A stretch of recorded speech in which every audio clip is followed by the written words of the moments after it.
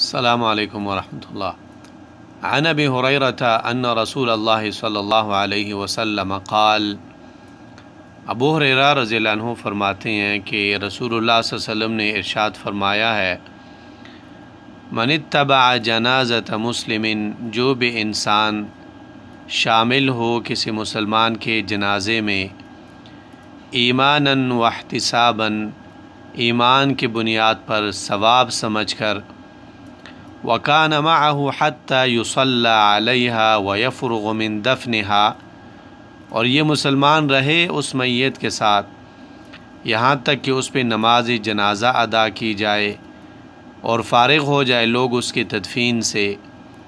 فَإِنَّهُ يَرْجِعُ مِنَ الْأَجْرِ بِقِيرَاتَيْنِ، یقیناً یہ لائے گا اپنے ساتھ، لوٹ کر آئے گا 2 قیرات اجر کے ساتھ ساتھ، کل قیرات مثل احد، ہر قیرات احد پہاڑ کے برابر ہے، ومن صلی علیہ، اور جو بھی نماز جنازہ ادا کرے، ثم رجع قبل ان تدفن، پھر واپس لوٹ آئے تدفین سے پہلے، فإنہ یرجع بقیرات،